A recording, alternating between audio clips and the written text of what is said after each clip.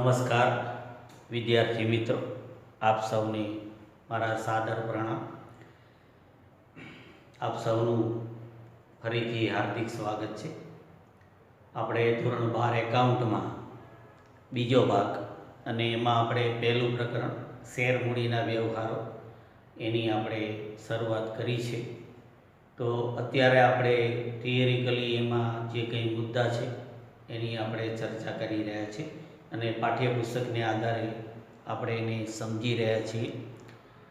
તો છેલ્લે આપણે જે આ પ્રકરણ છે એની રૂપરેખા, એમાં અભ્યાસક્રમના જે કંઈ સમાવિષ્ટ મુદ્દાઓ છે એની રૂપરેખાનો પરિચય આપણે મેળવ્યો હતો અને ત્યારબાદ આપણે જે પહેલો ભાગ તમે જોયો હશે તો એમાં આપણે પ્રસ્તાવના રૂપે આપણે જોયું હતું કે ધંધાદારી વ્યવસ્થા જે છે એના જે સ્વરૂપો છે એમાં આપણે વૈયક્તિક માલિકીની પેઢી હોય કે ભાગીદારી પેઢી હોય એની જે મર્યાદાઓ હતી, એટલે કે મૂડીની મર્યાદા અને જોખમ ઉઠાવવાની જે મર્યાદા, તો એને કારણે આપણે કંપની જેવું મોટું જે એકમો કહેવાય ધંધાદારી એકમો એની શરૂઆત થઈ અને એ પ્રમાણે આપણે જેને સંયુક્ત હિસ્સાવાળી કંપની આપણે જેને કહીએ છીએ તો એના જે સંયુક્ત હિસ્સાવાળી કંપની હોય એ પોતે શેર દ્વારા પોતાની માલિકીની મૂડી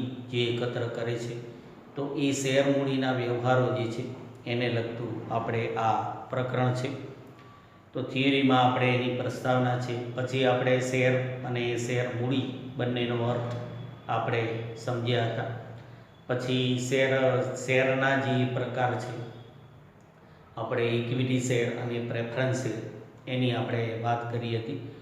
ઇક્વિટી શેર અને પ્રેફરન્સ શેર વિશે તમે 11મા ધોરણમાં BAની અંદર તમે ખાસ જે ધંધાકીય મૂડી એના જે પ્રાપ્તિ સ્થાનો જે છે એમાં તમે એનો અભ્યાસ કર્યો જશે, તમને ખ્યાલ છે કે ઇક્વિટી શેર કોને કહેવાય।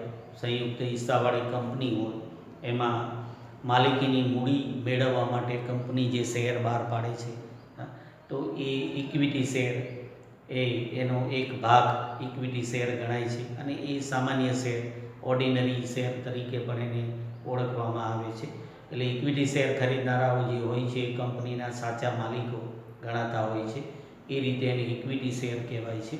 અને આપણે પ્રેફરન્સ શેર એટલે કે કંપની જે છે એ જ્યારે શેર હોલ્ડરોને ડિવિડન્ડ વેચે ત્યારે ઇક્વિટી શેર હોલ્ડરો કરતાં જેને ડિવિડન્ડ મેળવવાનો પ્રથમ હક કંપની જેને આપે છે, બરાબર। અને જ્યારે કંપનીનું વિસર્જન થાય ત્યારે નાણાં પરત કરવાની બાબતમાં પણ કંપની પ્રેફરન્સ શેર હોલ્ડરો હોય છે એને પ્રથમ હક આપે છે અને એટલે આપણે એને પ્રેફરન્સ શેર તરીકે ઓળખીએ છીએ। તો આ બધી થિયરીની આપણે ચર્ચા કરી હતી અને છેલ્લે આપણે પ્રેફરન્સ શેર એના બધા જે પ્રકાર તમારા પાઠ્યપુસ્તકમાં આપેલા છે એની પણ આપણે વાત કરી હતી અને એ પ્રકાર 11મા ધોરણમાં પણ તમે શીખ્યા જશો, એટલે એનો સામાન્ય પરિચય તમને છે જ, છતાં પણ તમારું આ જે પાઠ્યપુસ્તક છે એમાં પ્રેફરન્સ શેરના બધા પ્રકાર આપણે જે આપેલા છે, ક્યુમ્યુલેટિવ અને નોન ક્યુમ્યુલેટિવ, પછી રિડીમેબલ અને ઇરિડીમેબલ, પછી કન્વર્ટિબલ અને નોન કન્વર્ટિબલ, તો આ બધા જે જુદા જુદા પ્રકાર છે એનો થિયરિકલી તમે અભ્યાસ કરી અને તમારી જે પાકી બુક છે એમાં તમારા શબ્દોમાં તમે ખાસ એને ફરીથી લખી નાખજો।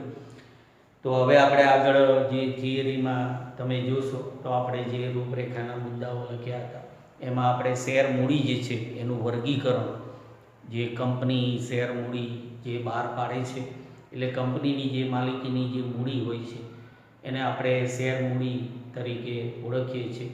એટલે કંપની જે બે પ્રકારના શેર બહાર પાડે છે, ઇક્વિટી શેર અને પ્રેફરન્સ શેર, એ બંને કંપનીની માલિકીના શેર હોય છે, પણ ઇક્વિટી શેર હોલ્ડરો જે છે એને કંપનીમાં તમામ પ્રકારના માલિક તરીકેના અધિકારો મળે છે, જ્યારે પ્રેફરન્સ શેર હોલ્ડરો જે છે એને માત્ર કંપનીમાં ડિવિડન્ડ મેળવવાની બાબતમાં અને નાણાં પરત મેળવવાની બાબતમાં બે વિશિષ્ટ હક એ લોકોને મળે છે।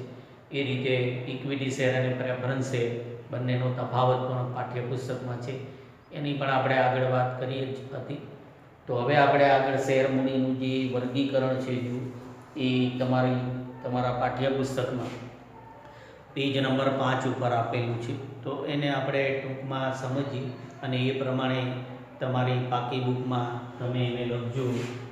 જુઓ, શેર મૂડી જે છે એનું વર્ગીકરણ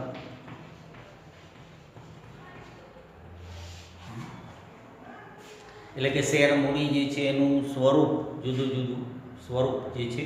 તો એમાં તમે સૌથી પહેલું જોશો તો આપણને પહેલું કીધું છે, જુઓ, સત્તાવાર મૂડી. સત્તાવાર મૂડી અથવા તો એને થાપણ પણ કહેવાય છે. મૂડી કંપની માટે થાપણ શબ્દ પણ એમાં વપરાતો હોય છે. તો સત્તાવાર મૂડી, જુઓ, સત્તાવાર મૂડી એટલે કંપનીની જ્યારે સ્થાપના થાય ત્યારે કંપની જે લોકો માટે જે શેર બહાર પાડે છે, તો કંપનીને કેટલા શેર બહાર પાડવાની કંપનીએ પોતે સત્તા કે અધિકાર મેળવ્યો છે એ એની કુલ સત્તાવાર મૂડી તરીકે ઓળખવામાં આવે છે. તો વિદ્યાર્થી મિત્રો, આપણે કંપનીની સત્તાવાર મૂડી એ એવી મૂડી છે કે કંપનીને પોતાની હયાતી દરમિયાન જેટલા શેર બહાર પાડવાની એણે પોતે સત્તા મેળવી હોય, કંપની લો બોર્ડ કે કંપનીની જે કંપની ધારાની જોગવાઈ પ્રમાણે એણે જે સત્તા મેળવી હોય, તો એને એની સત્તાવાર મૂડી તરીકે ઓળખવામાં આવે છે. આ જે સત્તાવાર મૂડી છે એ કંપનીનો જે પોતાનો મૂળભૂત દસ્તાવેજ હોય, આવેદનપત્ર, એના વિશે આગળ તમે આવેદનપત્ર વિશે તમે જાણો છો. તો જે આવેદનપત્ર હોય છે એમાં આપણે જે જુદી જુદી કલમો હોય છે અને એમાં આપણે મૂડીની કલમ હોય છે. તો મૂડીની કલમમાં કંપની પોતાની જે સત્તાવાર મૂડી છે એ એમાં દર્શાવે છે. અને આપણે જાણીએ છીએ કે એ જે કંપનીએ પોતાની સત્તાવાર મૂડી એ મૂડીની કલમમાં દર્શાવી હોય છે, તો એમાં કંપની જરૂર પ્રમાણે માનો કે એમાં વધારો પણ કરી શકે છે. એના માટે કંપનીએ જે કંઈ કાર્યવાહી કરવાની હોય, એટલે કે સામાન્ય સભામાં મંજૂરી મેળવવાની હોય કે એવી રીતે કંપની જે છે એ પોતાની સત્તાવાર મૂડી જે છે એમાં વધારો કરી શકે છે. તો આપણે સૌથી પહેલું જે મૂડીનું સ્વરૂપ છે એ સત્તાવાર મૂડી છે કે કંપનીને પોતાની હયાતી દરમિયાન કેટલા શેર એને બહાર પાડવાની સત્તા છે અને એ પ્રમાણે કંપની શેર જાહેર જનતા માટે બહાર પાડે છે. તો એ રીતે આપણે આગળ બીજું આવશે બહાર પાડેલી મૂડી. બહાર પાડેલી મૂડી અથવા તો થાપણ જેને કહેવાય. તો જે કંપની પોતાની જે સત્તાવાર મૂડી છે એમાંથી કંપની પ્રથમ વખત પોતાના જે એના સંભવિત જે કંઈ શેર હોલ્ડરો હોય એના માટે કંપની જે પ્રથમ વખત શેર ભરણું જે બહાર પાડે, જેટલી રકમનું, ધારો કે આપણે કંપનીની સત્તાવાર મૂડી જે છે એ માનો કે 10 લાખની હોય, તો કંપની એમાંથી પ્રથમ વખત માનો કે એની જરૂરિયાત પ્રમાણે 4 લાખ કે એટલી રકમના શેર જે છે કંપની શરૂ કરવા માટે જેટલી મૂડીની જરૂર હોય એટલા શેર કંપની બહાર પાડે જાહેર જનતા માટે. તો કંપનીએ પોતાની સત્તાવાર મૂડીમાંથી જેટલી રકમના શેર જાહેર જનતા માટે બહાર પાડ્યા હોય, તો એ જે રકમ છે એને આપણે બહાર પાડેલી થાપણ કે બહાર પાડેલી મૂડી તરીકે આપણે એને ઓળખી શકીએ છીએ. ત્યારબાદ આપણે ત્રીજું આગળ એ રીતે આવશે કે ભરાયેલી મૂડી અથવા તો એને આપણે ભરાયેલી થાપણ જે કહીશું. કે આપણે જોયું કે ભાઈ કંપની જે છે બરાબર, એ પોતાની જે સત્તાવાર થાપણ હોય એમાંથી અમુક શેર બહાર પાડે છે જાહેર જનતા માટે. તો જાહેર જનતા જે છે એ કંપનીએ જે શેર બહાર પાડ્યા છે એ પ્રમાણે જાહેર જનતામાંથી અમુક જે રોકાણકારો છે એ કંપનીના શેર ખરીદશે. તો જે કંપનીએ બહાર પાડેલી એની જે મૂડી છે, એટલે કે એણે જેટલી રકમના એણે શેર બહાર પાડ્યા છે, તો એ પૈકી જેટલી રકમના શેર માટે કંપનીને અરજીઓ મળે છે, એ અરજીઓ જે મળે એ જે મૂડી હોય છે એને આપણે ભરાયેલી મૂડી તરીકે એને ઓળખવામાં આવે છે. એટલે કે કંપનીનું જે શેર ભરણું હોય, આપણે જે શબ્દ જે રૂપરેખામાં લખ્યો છે ને બરાબર, કે ભાઈ શેરનું અતિ ભરણું, ઓછું ભરણું, તો એ શબ્દ શું છે એ આ છે કે કંપનીએ જે શેર બહાર પાડ્યા છે એના કરતાં એને વધારે શેરની જો અરજીઓ મળે, એની મૂડી વધારે ભરાય તો એને શેરનું બધું ભરણું કહેવાય. અને જો કંપનીએ જેટલી રકમના શેર બહાર પાડ્યા હોય એના કરતાં એને ઓછી અરજીઓ મળે તો એને શેરનું આપણે ઓછું ભરણું કહી શકીએ. તો એ રીતે એને ભરાયેલી મૂડી કે કંપનીને કેટલી અરજીઓ મળે છે તો એ પ્રમાણે એને ભરાયેલી મૂડી જે છે એ કહેવાય છે.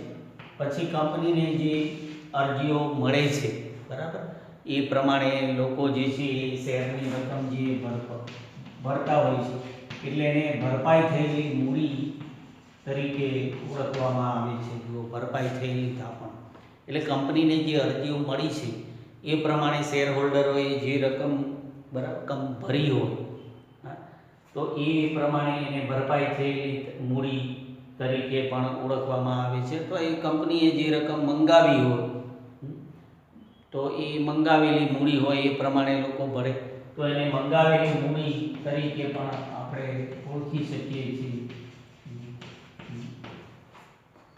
એટલે કે કંપનીએ ટૂંકમાં જેટલી એને અરજીઓ મળે છે, જેને આપણે ભરાયેલી મૂડી કે ભરાયેલી થાપણ આપણે એને કહીએ છીએ, તો અરજીઓ મળી એ પ્રમાણે કંપનીએ જે રકમ મંગાવી હોય, અરજી એકવાર કંપની અરજી સાથે રકમ મંગાવે.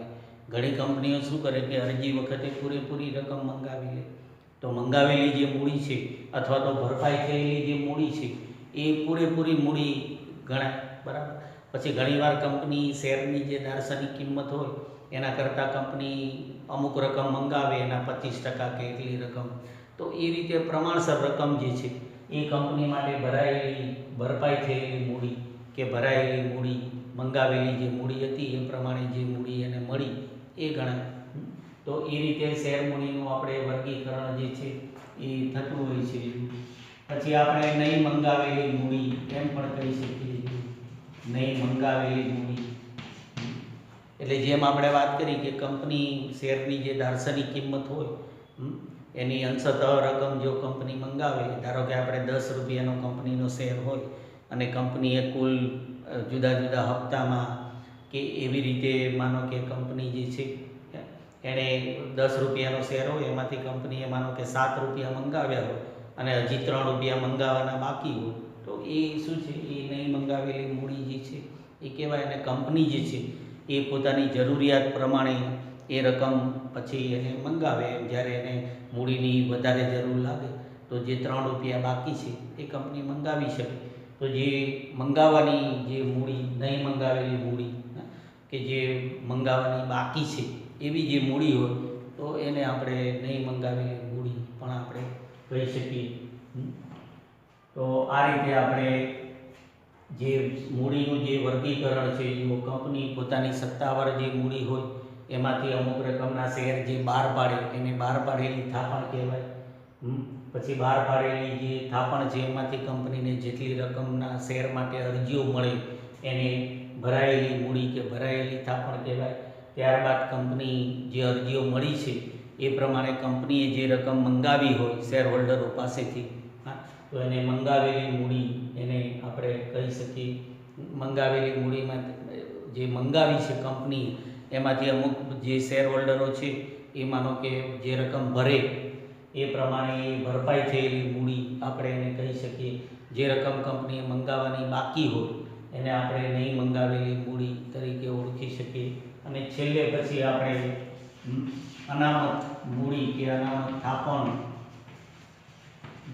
એટલે જે નહીં મંગાવેલી જે મૂડી છે, આપણે જેમ વાત કરીને કે ભાઈ 10 રૂપિયાનો શેર હોય અને એમાં કંપનીએ 7 રૂપિયા દરેક શેર હોલ્ડર પાસેથી મંગાવ્યા હોય, 3 રૂપિયા છે એ મંગાવવાના હજી બાકી છે, તો એ મંગાવવાના બાકી હોય તો એ કંપની એને અનામત જાહેર કરે. કંપની કે ભાઈ હમણાં એ મંગાવવામાં નહીં આવ્યા, એને એક રિઝર્વ મૂડી તરીકે કંપની જાહેર કરે અને ભવિષ્યમાં પછી જ્યારે કંપનીને જરૂર હોય ત્યારે એ રકમ જે છે એ કંપની જરૂર હોય તો જ મંગાવતી હોય છે. તો કંપની જે મૂડી ટૂંકમાં મંગાવવાની બાકી છે, નહીં મંગાવેલી જે મૂડી છે એને જો કંપની અનામત જાહેર કરે તો આપણે એને અનામત મૂડી તરીકે એને ઓળખવામાં આવે છે.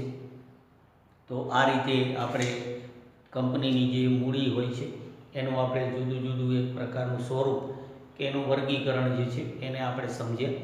તો હવે આપણે આગળ એના પછીનો જે થિયરીમાં આપણે મુદ્દો છે, આ જે મુદ્દો આપણે સમજ્યા છીએ, તમારી પાઠ્યપુસ્તકમાં પણ એના વિશે આ રીતે ક્રમ પ્રમાણે માહિતી આપી છે. તો એનો થોડો અભ્યાસ કરી અને એને સમજી અને તમારા શબ્દોમાં તમે તમારી પાકી બુકમાં એને લખી નાખજો કે કોને સત્તાવાર મૂડી કહેવાય, પછી સત્તાવાર મૂડી, પછી આપણે બહાર પાડેલી મૂડી કોને કહેવાય, પછી બહાર પાડેલી મૂડી પ્રમાણે પછી આગળ આપણે ભરાયેલી મૂડી કોને કહેવાય, પછી મંગાવેલી મૂડી, નહીં મંગાવેલી મૂડી, પછી વસૂલ થયેલી થાપણ એટલે કે ભરપાઈ થયેલી મૂડી, એ શબ્દોને સમજી અને તમે તમારી પાકી બુક જે છે એમાં લખી નાખજો.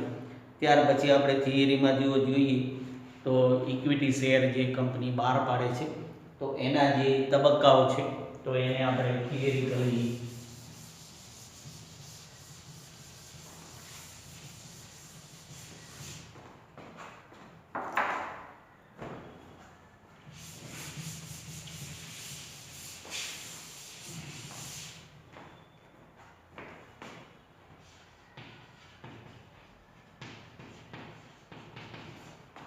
તો આ રીતે જુઓ, તમારી બુકમાં લખો ઇક્વિટી શેર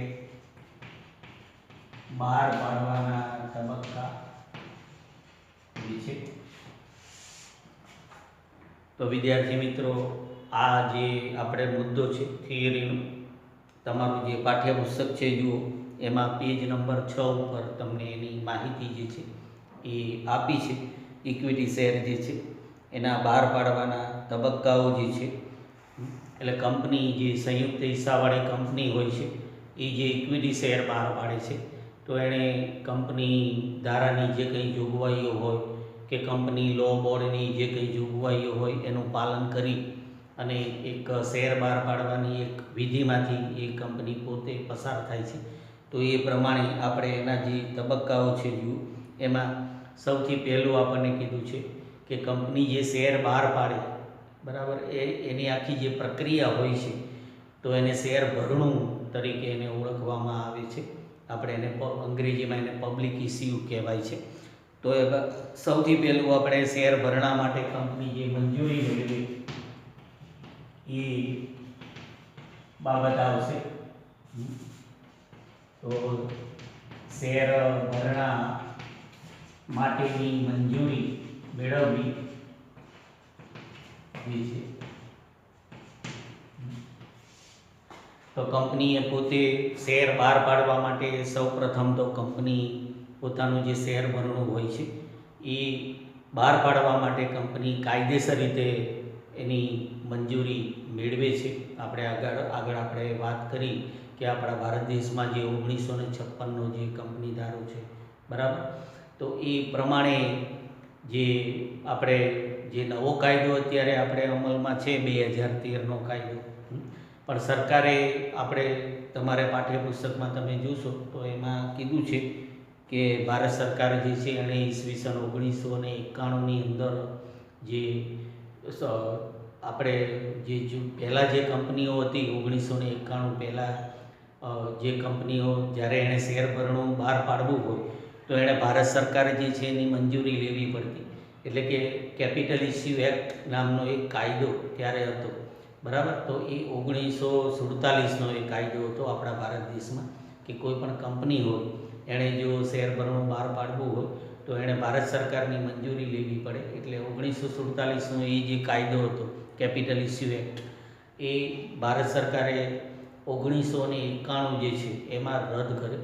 અને પછી ભારત સરકારે 1991માં આપણે જાણીએ છીએ કે ભારત સરકારે જે આર્થિક ઉદારીકરણની નીતિ અપનાવી અને એમાં સરકારે જે ખાનગીકરણ, પછી વૈશ્વિકીકરણ અને ઉદારીકરણના જે ભારત સરકારે જે પગલાં લીધા, તો એક કંપનીમાં જ્યારે કોઈ પણ કંપની હોય એ જ્યારે શેર બહાર પાડે અને શેર ભરણું એણે એની મંજૂરી મેળવવી હોય તો જે જૂનો કાયદો આપણે હતો કેપિટલ ઇસ્યુ એક્ટ, તો એ પ્રમાણે કંપનીએ શું છે કે સરકારની પરવાનગી લેવા માટે બહુ લાંબી વિધિમાંથી પસાર થવું પડતું.